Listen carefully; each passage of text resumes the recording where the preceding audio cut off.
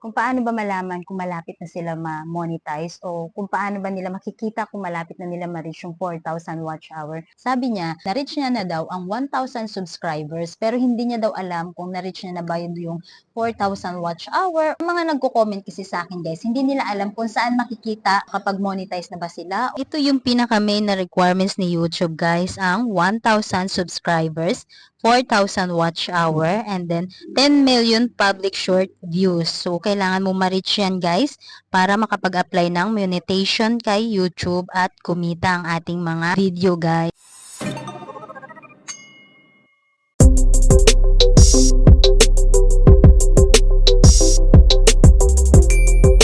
Hi guys! Magandang araw sa inyong lahat. This is Jam Hinyola and welcome back sa aking YouTube channel.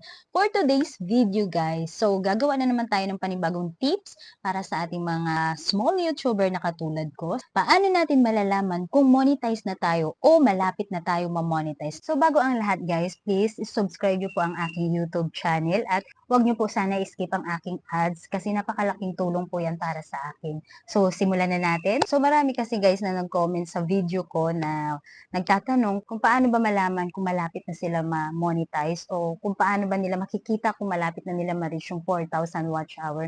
At ngayon guys, ito nagawaan ko rin ng video. Sabi niya, na-reach niya na daw ang 1,000 subscribers pero hindi niya daw alam kung na-reach niya na ba yung 4,000 watch hour. Ang mga nagko-comment kasi sa akin guys, hindi nila alam kung saan makikita kapag monetize na ba sila or malapit na sila mag-apply ng partnership kay YouTube. Hindi nila alam kung saan ba talaga makikita yun. So itong video na to guys is para sa inyo, para sa mga small YouTuber na katulad ko, sa mga malapit na ma-monetize or malapit na nila ma-reach yung requirements ni YouTube. Before nga kasi guys, ang requirements lang ni YouTube is 1,000 subscriber at saka 4,000 watch hour. Kapag na-reach mo na yun guys at walang problema sa account mo, pag nag-apply ka, automatic guys, mamomonetize na tayo doon. 'Di ba? Kikita ng ating mga channel. Pero ngayon guys, nagdagdag na sa YouTube ng requirements, 'di ba? Meron ng 1,000 subscribers, 4,000 watch hour, at saka 10 million public views para sa shorts. Kapag na-reach mo na yun guys at walang problema sa account mo, pag nag-apply ka, automatic guys, mamomonetize na tayo doon. 'Di ba? Kikita ng ating mga channel. So itong video na to guys, itong ginawa kong video guys is para sa ating mga makakasimula pa lang gumawa na kanilang channel at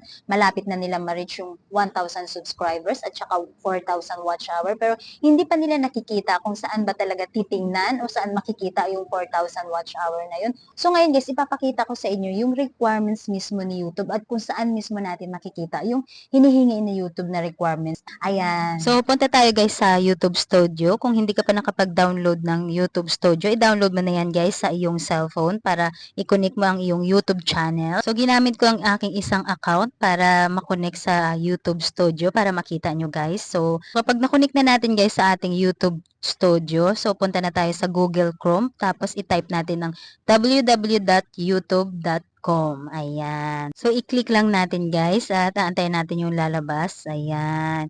So i-click lang natin guys ang request desktop site kasi cellphone yung gamit natin. So ayan na, antayin lang natin guys kung ano yung lalabas. So i-click lang natin guys yung profile natin sa taas. Ayan. Tapos, i-click mo yung view your channel. So, nandito na nga tayo guys sa ating profile and then i-click mo yung customize channel. Ayan. So, antay lang natin.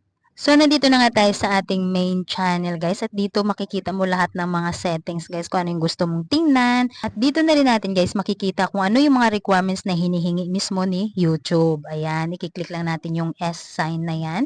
And then, ayan na nga guys, lumabas na yung isang requirements na hinihingi ni YouTube. Parang elite lang ata yan siya guys. Pero kapag na-reach mo din yung requirements na yan guys, magkakaroon ka na rin ng earnings. Kailangan mo ma-reach guys ang 500 subscribers and then kailangan mo mag-upload ng 3 videos. Ayan, kailangan natin medyo mahaba siya.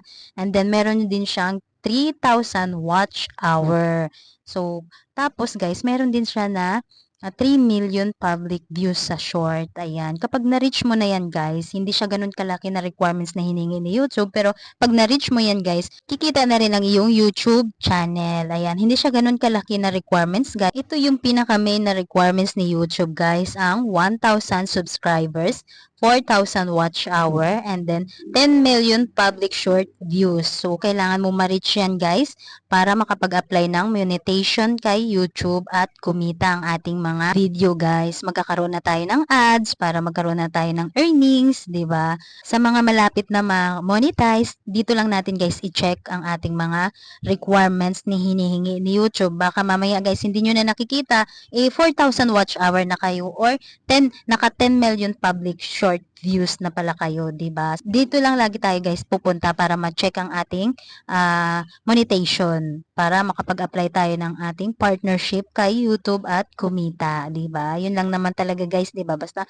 lagi lang tayong mag-upload ng mga video, kahit wala tayong long video, mag-upload tayo ng mga short video dahil malaking tulong 'yun guys sa ating mga YouTube channel guys. Malaking tulong sa requirements na hiningi ni YouTube, madagdagan ang ating views, madadagdagan ang ating mga watch hour, ayan. Mag-upload lang tayo lagi guys ng mga video, kung hindi man long video, short video guys. Malaking tulong na rin yan sa ating channel guys para mabilis natin ma-reach ang mga requirements na hiningi ni YouTube. Ayan. Na-reach na natin guys ang 1,000 subscribers at saka 4,000 watch hour at saka 10 million public views. Automatic yan guys. Talagang makakapag-apply na tayo ng ating monetization yan guys. So lagi lang natin i-check guys ang ating YouTube Studio para updated tayo guys sa ating YouTube channel, 'di ba? Malay mo, malapit mo na ma-reach yung requirements na hiningi ni YouTube, 'di ba? Makapag-apply ka na, 'di ba? Ito guys, pakita ko sa inyo ang aking YouTube Studio. Ayan, dito guys makikita mo din talaga ang watch hour mo. Ayan, 'di ba? Nakikita nyo is September 2024, 2023. So guys, para makita mo lahat, i-click mo yung lifetime. Ayan, 'di ba? 7,573.7.